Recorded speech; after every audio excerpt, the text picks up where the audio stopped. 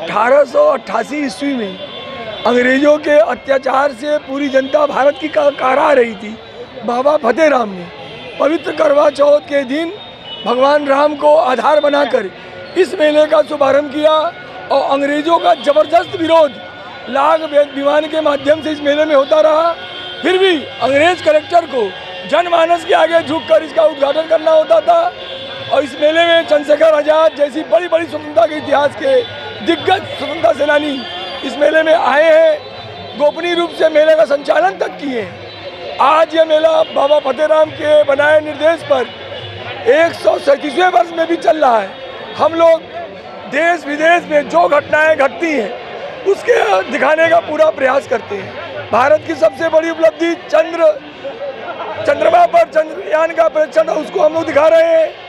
और जो उग्रवादियों, मुस्लिम उग्रवादियों द्वारा पूरे विश्व को परेशान किया जा रहा है, उसके बारे में भी हम लोग हमास इस्राएल युद्ध को भी दिखा रहे हैं। भारत के ऊपर उग्रवादियों का पाकिस्तानी आक्रमण जो रोज हो रहा है उसको भी मेले में दिखा रहे हैं कि ये उग्रवाद पूरे विश्व में बंद होना चाहिए और इनका विरोध होना चाहिए।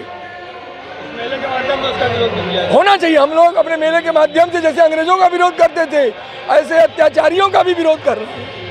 धन्यवाद। देखिए, यही भारतीय सनातन परंपरा है। इसी सनातन परंपरा को लेकर के भारत का कड़ एक दूसरे से जुड़ा हुआ है।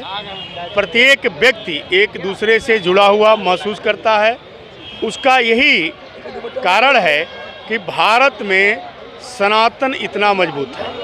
इस सनातन के भाव को जागृत करने वाले ऐसे अनेक त्यौहार, लखा मेला के रूप में छेदगंज की नकटैया हो, अभी 2-4 दिन पहले बीता लखा मेला भरत मिलाप हो, आने वाले दिनों में नाग नथैया हो।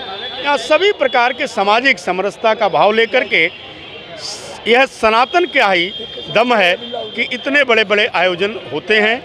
उसी सनातन के अछूड़ बनाने की परंपरा को आदरणीय प्रधानमंत्री जी ने अपने विचार में रखा और रखते हुए कहा कि काशी तो त्योहारों का नगर है, विश्व की सांस्कृतिक राजधानी है और यहाँ 7 वार 9 त्यौहार।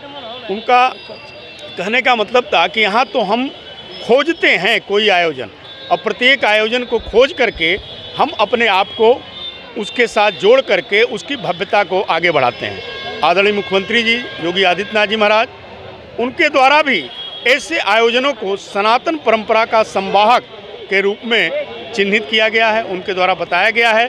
और ऐसे अनेक परंपराएं हमारे भारत में विकसित हैं जिसमें काशी नेतृत्वकर्ता के रूप में आगे चलती है। अभी कुछ दिनों बाद देव दीपावली होगी, लाखों की संख्या में दीप जलेंगे, लाखों की संख्या में बाहर के लोग, श्रद्धालु लोग, पर्यटक लोग आएंगे और आकर के हमारे सनातन परंपरा को देखेंगे कि हमारी सनातन परंपरा में कितना दम है और हमारी सनातन परंपरा कैसे एक दूसरे को जोड़ने का काम करती है, समाज के हर वर्ग को एक साथ जोड़ करके एक पंक्ति में ला करके खड़ा करने का काम करती है। यह सनातन परंपरा का एक बहुत बड़ा पर्व छेदगंज की नकटैया है। यहाँ रामलीला समिति से जुड़े हुए सभी लोगों का मैं हृदय से अभिनंदन करता हूँ और बधाई देता हूँ इतने सफल आयोजन के लिए।